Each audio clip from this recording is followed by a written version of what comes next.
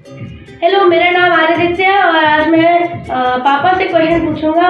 हर वक्त पापा मेरे से क्वेश्चन पूछते हैं, तो मैं सोच रहा हूँ कि आज मैं पापा से क्वेश्चन पूछूं। और पापा ने पहले एक बुक लिखी है जनता स्टोर, और अभी उनकी नई बुक आई है ढाई चाल, तो इसका कवर ऐसा दिखता है। तो हम लोग अभी क्वेश्चन पूछेंगे पापा से। जी। तो आपका पहला क्वेश्चन कि यार, मैंने जब आपको देखा है कि आप जब भी बुक लिखते हो तो आप एकदम पूरा कंसंट्रेट करके तो आपका उस टाइम माइंड में क्या चल रहा होता है? आप उस टाइम क्या सोचते हो? आप एकदम स्पाइन इरेक्ट करके बैठते हो? जब भी बुक लिख रहे हैं तो कोई भी स्टोरी हम लिख रहे हैं तो स्टोरी का हमेशा एक थॉट प्रोसेस होता है। सबका अपना अपना तरीका है कि कैसे करेंगे। तो मैं क्या करता हूँ, मैं स्टोरी का एक फ्रेम थोड़ा बना देता हूँ कि मैं किस तरह से करूँगा। तो फ्रेम बनाने के बाद जब मैं लिखना शुरू करता हूँ तो यूजुअली जो है डायलॉग्स या आगे क्या होगा ये बहुत ज़्यादा मैं नहीं सोचता। मैं बस एक मोटा मोटा फ्रेम बनाता हूँ कि हम इस टॉपिक पर बात करेंगे और मेरा कैरेक्टर अभी ऐसा कुछ एक्शन लेगा। जब मैं लिखना शुरू करता हूँ तो लिखने के साथ साथ ही मेरे को थॉट्स आने शुरू हो जाते हैं कि यहाँ पे उसको क्या डायलॉग बोलना चाहिए, यहाँ पे किस तरह का एनवायरनमेंट होना चाहिए। तो वो एक रीज़न होता है कि मैं जो लिख रहा हूँ उससे 4 लाइन आगे का मेरे दिमाग में स्ट्रेंथ चल रहा होता है। तो अब जो लिख रहे हैं वो भी गड़बड़ नहीं होना चाहिए, और जो मैं सोच रहा हूँ, जो आगे का सोच रहा हूँ वो भी गड़बड़ नहीं होना चाहिए। तो वो एक रीज़न होता है कि उस टाइम मैं एकदम सीरियस मोड में बैठ जाता हूँ और जब तुम आते कहता हूँ तो वो वाला इस चक्कर में होता है।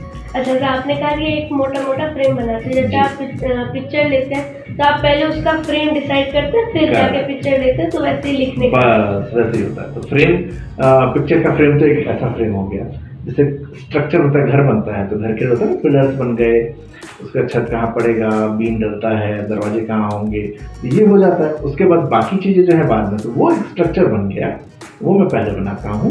और फिर जब लिखना शुरू किया, जैसे दीवार बन गई, दीवार के बाद कलर कौन सा होगा पेंट, वो आप सोचते हैं। तो वो जो थॉट्स हैं उस तरह के, उसको डायलॉग से जो वो मेरे को बाद में थॉट्स आने शुरू होते हैं कि ये किस तरह के डायलॉग बोलेगा। और वो नॉर्मली मुझे लिखते हुए आता है, जब मैं लिखता जाता हूँ तब आना शुरू होता है, उससे पहले नहीं आता मुझे।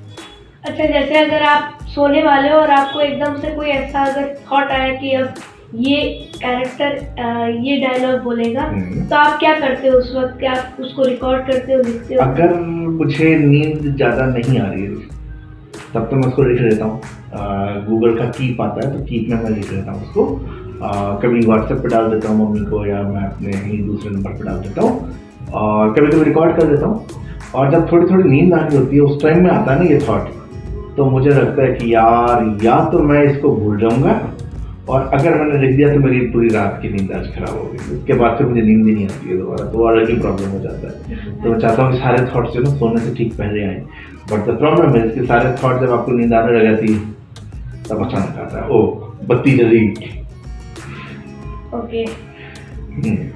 तो जैसा मैं जानता हूँ कि आप जब अपनी दूसरी बुक लिख रहे थे पहले, तो आपने ऑलमोस्ट ख़त्म कर ली थी, फिर जो मिर्ज़ापुर 2 लॉन्च हो गई, तो आपके जो कुछ सीन्स थे उसमें से वो मिर्ज़ापुर 2 से बहुत मैचिंग थे। तो कैसे, जैसे लोग कहते हैं ना ये मूवी उसकी कॉपी है, बट एकदम उस वक्त लॉन्च हुई होती है तो वैसा टाइप का, तो ऐसा ही आपके साथ भी हुआ था? हाँ, तो ये क्या हुआ कि मैंने जब नवंबर 2020 में बुक कंप्लीट कर ली और मैं उसको जो मेरे पब्लिशर को भेज रहा था, तो उसी टाइम में मिर्ज़ापुर 2 आई। जब उसको देखना शुरू किया तो उसमें 2 एपिसोड के करीब 15-20 मिनट का सीन एकदम ऐसा था जैसे लग रहा था किसी बुक से उठाया है।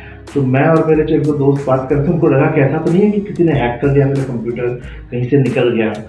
तो एक बार हमने ये भी सोचा, फिर मुझे लगा कि नहीं यार ऐसा थोड़ी होता है, ऐसे कौन हैक करेगा मेरा कंप्यूटर। हाँ, मैं कोई इतना वो थोड़ी मेरा कंप्यूटर हैक कोई करेगा। दूसरी चीज़ है कि जब सीरीज आई है तो कोई उसी टाइम में पहले ही लिखा होगा उसने भी, मैं तो उस टाइम लिख रहा था।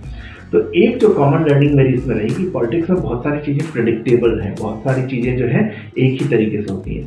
तो इसमें शायद मिर्ज़ापुर 2 का जो राइटर था वो भी शायद वैसा ही कुछ सोच रहा था जैसा मैंने सोचा। तो लेकिन अब चूंकि मिर्ज़ापुर 2 पहले आ गई, मेरी बुक तो बाद में आएगी, तो ऐसा लग सकता है जब आप कह रहे हो कि कहीं की कॉपी तो नहीं है। तो फिर मैंने उन सीन्स को रीराइट किया। उसको रीराइट करने के चक्कर में फिर वो काम फिर से बढ़ गया, क्योंकि वो सीन मेरी कहानी में बड़े इंपॉर्टेंट थे और उन सीन्स के साथ आगे की बहुत सारी चीज़ें चेंज हो जाती हैं। तो सीन फिर मुझे दोबारा चेंज करना पड़ा। मैंने पब्लिशर को बोला तो रुकिए मैं थोड़ा इसमें चेंजेस कर रहा हूँ। फिर मैंने दोबारा से उसको चेंज किया, सीन्स को दोबारा लिखा, उन 2-3 चैप्टर्स को नए सिरे से वहाँ पॉलिटिक्स को दिखाया और फिर जो है उसको आगे ले जाके कहानी के साथ मर्ज किया। तो उस चक्कर में जो है टाइम लग गया, फिर नवंबर के बाद वो फरवरी चला गया उसको, क्योंकि अब नया फिर से नया सोचना है। आप सोच चुके थे पहले की बात, तो नया सोचना है, तो वो एक चैलेंज आया था, लेकिन अब हो गया, अब तो बन दिया। तो बेसिकली आपने अपनी पूरी स्टोरी चेंज कर दी उसकी? पूरी नहीं, वहाँ से चेंज हुआ, लेकिन उसका इम्पैक्ट आता चला गया। जैसे आपको होता है ना कि मंथली टेस्ट होते हैं, तो मंथली टेस्ट में आपके अगर नंबर ज़्यादा आते गए तो आगे जो है थोड़ा कम में भी चला जाएगा, लेकिन अगर इधर थोड़ा सा गड़बड़ हो गया तो आगे आपको मेहनत ज़्यादा करनी है। वैसा ही तो चेन रिएक्शन था, थोड़ा सा इधर चेंज हुआ, पूरी स्टोरी चेंज नहीं, लेकिन उसके अंदर कुछ इंसिडेंट्स जो है चेंज होते चले गए। अच्छा, तो जो मेजर चीज़ है बुक को एक मार्केट में लाने के लिए वो होता है पब्लिशिंग। तो बुक पब्लिश कैसे होती है और आपने पब्लिश कैसे करा? देखो, बुक पब्लिशिंग के लिए एक तो 2 तरीके हैं, या तो आप खुद से पब्लिश कर डालीजिए, तो उसको सेल्फ पब्लिशिंग कहते हैं। उसमें किसी भी सेल्फ पब्लिशिंग के बहुत सारे प्लेटफॉर्म्स हैं, वहाँ से हो सकता है कि पब्लिशर भी पैसा देके करते हैं। इसके अलावा होता है दूसरा ट्रेडिशनल पब्लिशिंग, तो मैं ट्रेडिशनल में जाता हूँ। ट्रेडिशनल में कोई बड़ा पब्लिशर वो जो है जब आपकी बुक को पढ़ता है, वो पढ़ने के बाद वो डिसाइड करता है क्या ये इसको छपनी चाहिए, तो उसके लिए एक प्रपोजल लिखना पड़ता है। तो मेरे को इस बार आसान था क्योंकि एक बुक छप चुकी थी, तो उन्हीं पब्लिशर को मैंने इस बुक का आइडिया भेजा कि मैं इस टॉपिक पे इस बुक को लिखना चाहता हूँ। तो उन्होंने पढ़ा, उन्होंने उसके ऊपर रिस्पॉन्ड किया कि हम ऐसा करेंगे। फिर ये बेसिक काम हो गया। उसके बाद जब मैं पूरा लिखने के बाद उसको भेजता हूँ, उसको कहते हैं मैन्युस्क्रिप्ट। तो मैन्युस्क्रिप्ट जो है वो उनको जब जाती है तो उस पूरी मैन्युस्क्रिप्ट को पढ़ते हैं, फिर उनको लगता है कि उसमें कुछ कहानी में चेंज करने की जरूरत है या नहीं है। तो इसके देखिए इस बुक के अंदर वो डिस्कशन काफ़ी चली, क्योंकि इसमें बहुत सारे ऐसे एंगल थे जो कि सीरियस थे और पॉलिटिकली बहुत कई बार ऐसा हो जाता है कि रिस्की हो जाता है, या कई बार उसको होता है कहानी से रेलेवेंस नहीं बन रहा है, चीज़ इंपॉर्टेंट है पर कहानी से बहुत रेलेवेंस नहीं बन रहा है और उसको लगता है छोटा भी कर सकते। तो इस तरह की बहुत सारी चीज़ें होती हैं। तो वो एडिटर्स जो है वहाँ पे वो काम करते हैं। एडिटर हमें बताते हैं कि आप इस चीज़ को चेंज करिए या इसको रहने दीजिए या इसको और थोड़ा बढ़ाइए। तो वो प्रोसेस हमारा चला। उस प्रोसेस के बाद जो है बुक पब्लिशिंग में, प्रिंटिंग में चली जाती है। तो प्रिंटिंग प्रेस तो आप मेरे साथ गए थे जब हम यहाँ आ रहे थे, तो प्रिंटिंग प्रेस से फिर प्रिंट होके वापस पब्लिशर के पास जाती है। फिर पब्लिशर उसको सेलर के पास, अमेजोन में या बुक स्टोर्स में जहाँ भी जाना है वहाँ पे भेजते हैं। ओके, तो आपको 2.5-4 लिखने में कितना टाइम लगा और जनता स्टोर में ज़्यादा टाइम लगा या 2.5-4 में? टाइम के हिसाब से देखा जाए तो दोनों में बराबर टाइम लगा। ठीक है, वही लगभग 2 साल मुझे जनता स्टोर में लगे थे और लगभग वही 2 साल मुझे इसमें लगे। लेकिन अगर फिर भी हम जो अमाउंट ऑफ वर्क की बात करें तो अमाउंट ऑफ वर्क इस किताब में बहुत ज़्यादा था। जनता स्टोर के अंदर अमाउंट ऑफ वर्क इतना नहीं हुआ, इनफैक्ट वो 1.5 साल में हो गया था। इस किताब के अंदर पहले मैन्युस्क्रिप्ट लिखी गई, फिर जो हम मिर्ज़ापुर की बात कर चुके हैं वो चेंज हुआ, फिर उसके बाद एडिटर से बात होने के बाद बहुत सारे चेंजेस होने की ज़रूरत लगी हमें। फिर मैं जो एंड मैंने लिखा था उस एंड से मैं सेटिस्फाई नहीं था, तो फिर से मैंने उनको बोला था कि ये एंड ना मज़ा नहीं आ रहा है, तो मैं दोबारा से सेंड को लिखूँगा। तो सेंड को मैंने फिर से लिखा। तो ये जो एक ही चीज़ को करने के प्रोसेस थे वो बहुत ज़्यादा हुए। जब जनता स्टोर लिखी थी तो वो मैंने 7 ड्राफ्ट्स बनाए थे उस पूरी मैन्युस्क्रिप्ट के। इस किताब के केस में जो है वो मैन्युस्क्रिप्ट 14 है। और तुम्हें उबासी आ रही है, मैं क्या बोरिंग बातें कर रहा हूँ? नहीं, फिर ठीक है, फिर तुम उबासी दे सकते हो अगर मैं बोरिंग बातें नहीं कर रहा हूँ तो जी। तो मैंने इसके बारे में 14 जो है ड्राफ्ट बने थे, तो इसलिए मेहनत इसके अंदर ज़्यादा लगी है। इनफैक्ट उस तरह से देखा जाए तो टाइम इसमें ज़्यादा लगा है। इस बार लॉकडाउन था तो इसलिए थोड़ा सा ये आसान था कि मुझे ज़्यादा टाइम घर में ही रहना पड़ रहा था, तो बाहर अपने को जो ट्रैवल का टाइम था बच गया। तो इसलिए amount of time was 2 years total में हम देखें तो, लेकिन अमाउंट ऑफ आवर्स वो जो है इसमें ज़्यादा है। अच्छा जी। तो लोग कह रहे थे, मैंने सुना है कि लोग कह रहे थे कि 2.5-4 जनता स्टोर का एक कंटिन्यूएशन है, तो क्या ये कंटिन्यूएशन है क्या? आपको मार्वल डीसी में कौन सबसे ज़्यादा पसंद है? सुपरमैन, बैटमैन वगैरह कोई है? कोई भी नहीं है?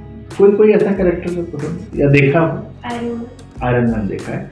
तो आयरन मैन जो अलग अलग फिल्म में आता है, लेकिन क्या हर फिल्म पिछली फिल्म की कंटिन्यूएशन होती है? नहीं होती है। यही जनता स्टोर और 2.5-4 का कनेक्शन। अच्छा, so like there are 2 characters who are coming to this book as well. जब वो इस बुक में आ रहे हैं, लेकिन कहानी जो है वो एंटायर यूनिवर्स डिफरेंट है। अब ये जरूर होता है कि पिछली बुक में थे तो उनके एक कैरेक्टर है वो बिल्ड करा हुआ है, वो कहीं कहीं आसान हो जाता है। लेकिन ऐसा तो नहीं है जैसे स्पाइडरमैन 1 देखी इसको स्पाइडरमैन 2 समझ में नहीं आएगी, ऐसा नहीं होगा, समझ में आएगी, उसकी स्टोरी है, और 1 से अगर कनेक्शन थोड़ा बहुत होगा भी तो मर्ज हो जाता है। सेम चीज़ जो है ये है। बाकी बहुत सारे लोग इसको इसलिए कह रहे थे कि ये सीक्वल हो सकता है क्योंकि उसका एंड जहाँ मैंने किया था वहाँ जो प्रोटैगनिस्ट है, जो जनता शो का हीरो था मयूर, वो कहीं चला गया और वो कहाँ गया ये किसी को नहीं पता। तो लोगों को लग रहा था कि अगर ये कहीं चला गया है तो क्या ये वापस आ सकता है, तो इसलिए उनको लग रहा था कि जनता शो 2 है। तो kind of it was not an open ended, पर एक तरह से ओपन एंडेड का स्कोप था उसके अंदर। सो बेसिकली वहाँ पर आपने ख़त्म भी कर दिया बट नहीं भी ख़त्म हुआ है, तो क्या ये दूसरे बुक में भी एकदम ऐसा ही है? ये टफ क्वेश्चन ये सीक्रेट बता दूंगा तो गड़बड़ हो जाएगा। तो इसमें मेरे कहानी में ना एक कैरेक्टर एक डायलॉग बोलता है, मैं वो डायलॉग बोल के आंसर नहीं देता, वो डायलॉग बोलूँगा। वो ये कहता है कि कोई भी कहानी कभी ख़त्म नहीं होती, और जब लगे कहानी ख़त्म हो रही है तो समझ लो एक नई कहानी शुरू होने वाली है। तो दैट इज द आंसर। तो ये पॉलिटिक्स के मामले में बहुत अच्छी लाइन है। ठीक है, तो मैं जब नेता बनूंगा तो मैं ऐसी लाइन शुरू करूँगा, ठीक है? ये तुम चुनाव लड़ लेना तो तुम यूज कर लेना जी। और कुछ क्वेश्चन? हाँ, तो ये कैसे, ऐसी जो थ्रिलर पॉलिटिकल थ्रिलर बुक्स होती हैं, तो ये कैसे काइंड के लोग पढ़ते हैं? क्या एज ग्रुप होता है और उनका माइंडसेट कैसा होता है? देखो, पॉलिटिक्स जो है वो हमारी लाइफ का इम्पोर्टेंट पार्ट है, तो हमेशा ही रहेगा, क्योंकि हम जो भी गवर्नमेंट डिसीजन लेती है वो हमारी लाइफ को इम्पैक्ट करते हैं। तो कोई भी जो पॉलिटिक्स समझता है, एक एज ग्रुप है, मैं अपनी किताबों से मानता हूँ कि एक एज ग्रुप होना चाहिए 18 ईयर्स एंड अबव। तो क्योंकि उस टाइम तक आप कॉलेज में आ जाते हैं, आप पॉलिटिक्स को देखना समझना शुरू करते हैं, बाहर की दुनिया देखते हैं, वोटिंग भी करते हैं। तो मैं मानता हूँ कि हाँ, वहाँ से लोगों को शुरू कर देना चाहिए, और उनको इसलिए पढ़नी चाहिए बुक ताकि उनको अपने आसपास की पॉलिटिक्स का पता लगे। पॉलिटिशियंस जो हैं वो अपने फ़ायदे के लिए आपको अलग अलग चीज़ें अलग अलग तरीके से कहते हैं। तो आज के वर्ल्ड में बहुत सारी फेक न्यूज़ आती हैं, बहुत अलग, कभी व्हाट्सएप पे आती है, यूट्यूब पे भी आती हैं, न्यूज़ पे आती है। तो वन शुड ऑलवेज एनालाइज। तो एनालिसिस करने के लिए बहुत ज़रूरी है कि आप पॉलिटिक्स को जानें, चाहे वो कहानी के थ्रू जानें, चाहे आप उसको न्यूज़ से समझिए, चाहे आप उसको नॉन फिक्शन पढ़ के समझिए, पर उसको समझिए जरूर। तो मैं क्या करता हूँ कि मैं उसको थोड़ा सा सस्पेंस वाला एलिमेंट डाल देता हूँ, थ्रिलर बना देता हूँ। उससे क्या होता है कि थ्रिलर पढ़ने में और क्राइम पढ़ने में लोगों को ज़्यादा मज़ा आता है। वो जो है काफ़ी बिकने वाला सेगमेंट है, तो उसके पाठक बहुत ज़्यादा होते हैं। तो उनको जो है इस तरीके से, जो नहीं भी पढ़ते हैं, उनको अचानक मज़ा आता है, करें इसमें सस्पेंस एलिमेंट है। अब आप भी अपन जो दोनों साउथ की मूवीज इतनी सारी देखते हैं, उसमें सस्पेंस आता है तो आपको मज़ा आता है, सस्पेंस आ गया क्या हुआ, ठीक है, तो हम उस सब्जेक्ट को देखते हैं। तो मैं इसलिए इसमें सस्पेंस वाला एलिमेंट हमेशा डाल देता हूँ ताकि सस्पेंस के साथ लगे कि अरे गजब मज़ा आया। लेकिन मेन पॉइंट है कि they should understand how politics works, how people behave around us and how we should actually take some any kind of decision. तो ये मेरा थॉट होता है। तो लेकिन आप भी पढ़ सकते हो, it is not that just 18+, but आप भी पढ़ सकते हो। द ओनली डिफरेंस इज कि आपकी एज में बहुत सारी चीज़ें आपको नहीं पता होंगी, जैसे वोटिंग कैसे होती है या इलेक्शन में कोई नेता कैसे चुने जाते हैं। तो हम कुछ चीज़ें मान लेते हैं कि दिस इज पीपल अंडरस्टैंड कि कैसे होता है। तो वो बस इसलिए है कि 18 years and above, otherwise it can be read by anyone. So there is nothing like those kind of movie वाला a content, nothing which you are not allowed to see. It is not like that. Okay. तो अब तो आप मेरे सारे question बता दिए हैं, तो अब हम लोग इस क्वेश्चन सेशन को बंद करते हैं। ठीक है, तो एक बार लेकिन मुझे एक बात बताओ, इतने क्वेश्चन मैं नहीं पूछना जितने तुमने मेरे से पूछे। ये तो भाई बदला तुमने ज़्यादा ले लिया है, वो हिसाब ज़्यादा हो गया। नहीं मतलब बहुत सारे लिए ना, 3 इंटरव्यूज, हाँ। तो उसका हिसाब अभी, अच्छा उसी का हिसाब चुकता हुआ, अभी ब्याज बाकी है। हाँ। ओके ठीक है। तो आराध्य ने आज मेरे से बहुत सारे क्वेश्चंस पूछे हैं, और ये हमारा डिस्कशन था कि आराध्य से जब बात करेंगे तो आराध्य ने कहा कि जो उसने देखा है उसके बेस पर उसको बहुत सारे क्वेश्चंस हैं। तो वहाँ से इस वीडियो का आइडिया बना और हम लोगों ने इस वीडियो को बनाया है। ये क्वेश्चन आंसर से हो सकता है ऐसे कुछ क्वेश्चन आपके भी हों, तो उम्मीद है कि मैंने आपको भी आंसर दिए होंगे। और बुक का नाम है ढाई चाल, और अभी मार्केट में अवेलेबल है। आप इसको खरीदें, पढ़ें और अपना फीडबैक दें। तब तक के लिए हम दोनों की तरफ से बाय बाय।